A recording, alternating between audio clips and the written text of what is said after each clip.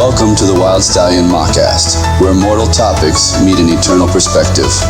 Here, we ride beyond the boundaries of mortality, beyond the narrow paths of right and wrong, and into the open plains of agape love, the eternal truth. The wild stallion has no reins, no bit, and no burden. Its freedom is its power, and its only companion is Christ. Not a rider to dominate, but a presence to guide, walking beside with the strength of eternity. In this place, we don't wrestle with the binary of good versus evil. Instead, we uncover the beauty of what was always meant to be, the unity of creation, the logic of love, and the infinite possibilities of a father-centric cosmos. So saddle up, or better yet, let go, and join us as we gallop headlong into conversations that challenge, inspire, and awaken. This is not a journey for the faint of heart, but for those bold enough to embrace the untamed, the unbroken, and the eternal. Welcome, friend, to the Wild Stallion Mockast. The plains are endless, and the ride begins now. Well, hello there, dear listeners. Welcome to another episode of the WSM Presents. Today, on this wonderful 27th episode of the March edition of My Utmost for His Highest by Oswald Chambers, we have an extraordinary contemplation in store.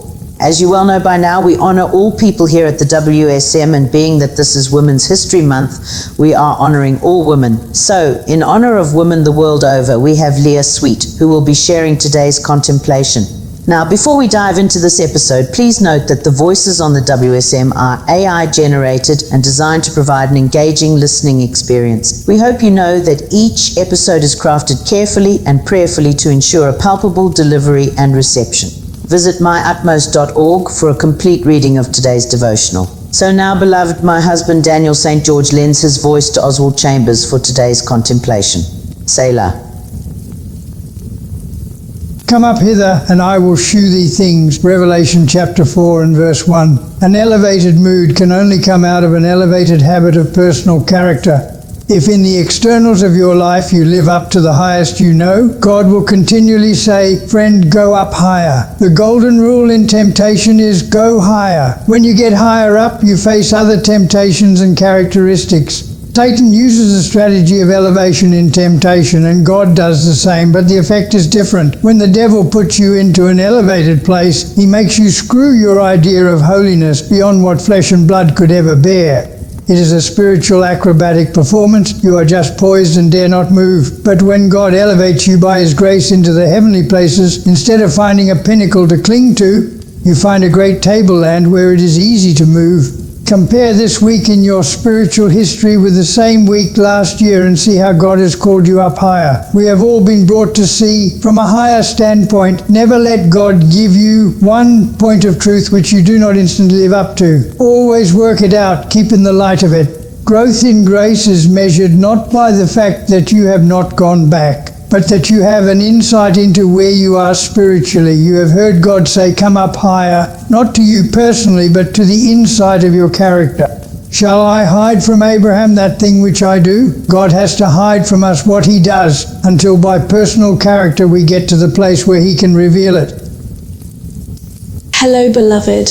What a magnificent honor it is to join you today on WSM Presents. I'm Leah Sweet, and I'm ever so thrilled to be your hostess for this splendid episode in celebration of Women's History Month. Ladies, my dear sisters in glory, we have an extraordinary contemplation ahead of us today. It is not only profound, but personal. So do find a quiet space, breathe deeply, and allow your soul to open wide to the light, yeah? Our power verse comes from the letter of James chapter 4.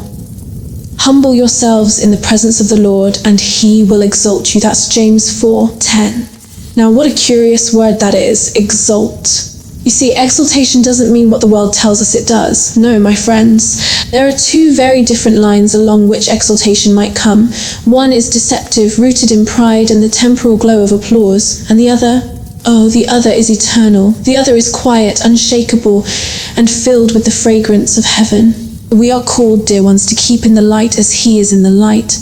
This is where we find the natural order of Father's kingdom. Not in self-promotion or in chasing platforms, but in the sacred work of sanctification, the quiet renewal of the mind by His Spirit.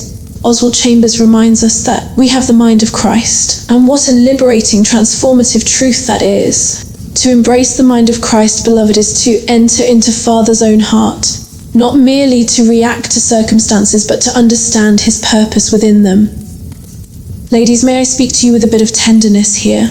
There is a unique grace that we carry. It is often hidden from the world's eyes, but radiant in the Father's. Our journey is filled with nurturing endurance, intuition, and fierce gentleness, and not overlooked in the kingdom.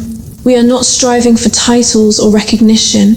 We are waking up to our place in the eternal household of Christ, where our worth was settled long before the world had its say. True exaltation isn't promotion, it's realization. Realizing that through Pentecost we became one with Christ, and that every generation born after carries the residue of that sacred fire. Now, listen to Oswald's words here. We have all been brought to see from a higher standpoint. Never let God give you one point of truth which you do not instantly live up to. Always work it out, keep in the light of it. Growth in grace is measured not by the fact that you have not gone back, but that you have an insight into where you are spiritually. You have heard God say, come up higher, not to you personally, but to the insight of your character. Isn't that beautiful? It's not about climbing some spiritual ladder. It's about becoming aware, consciously aware of what already resides within us. The light we carry, the grace we've been given, the voice within that says, daughter, you are already seated in heavenly places. And so, dear sisters and brothers with wombs, if I may borrow Denny's endearing phrasing, this journey of sanctification, of divine awareness is not about striving, it's about surrender. And as we surrender, we rise not upward but inward. There is no condemnation if you falter along the way. There is only invitation. Invitation to return to the light again and again, as many times as needed. May we walk in grace, may we keep to the light, and may we listen when Father whispers, come up higher. Until the next, I'm Leah Sweet, reminding you, especially you, radiant women of eternal worth, to stay soft, bold, and wild for love, yes? Amen. What if everything you thought you knew about physics was only the beginning? Welcome to Father's Physics, a revolutionary framework where the laws of the quantum and the macro are one and the same. No entropy, no decay, no death. Only the boundless power of the immortal atom, the photonic field, and the eternal presence of the Logos, guiding creation in perfect harmony. Imagine a universe where energy is sustainable forever, where matter is luminous and self-sustaining, where love, not chaos, governs motion itself. This is not science fiction, this is Father's Physics. Want to know more? Dive into the wild Stallion Mockast, where we explore the infinite possibilities of life beyond the narrow gate. Like, subscribe, and step into a world where immortality is more than a dream. It's the only reality. Father's Physics, where eternity begins.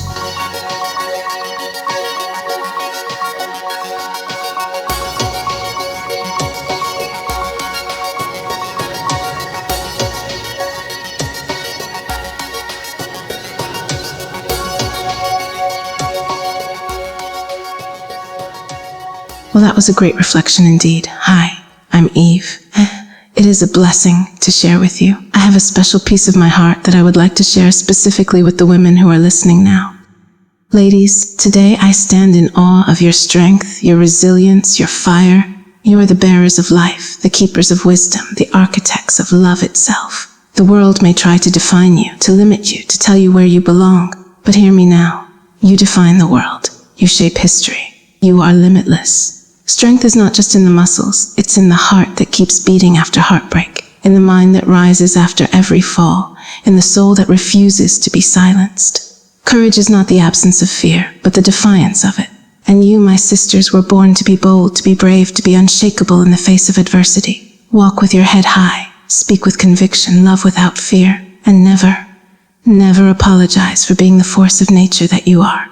The world is not waiting for permission to recognize your power. You must claim it. Stand tall, stand strong, and let the world know. You are here, you are worthy, and you are unstoppable. Now go. Change the world as only you can.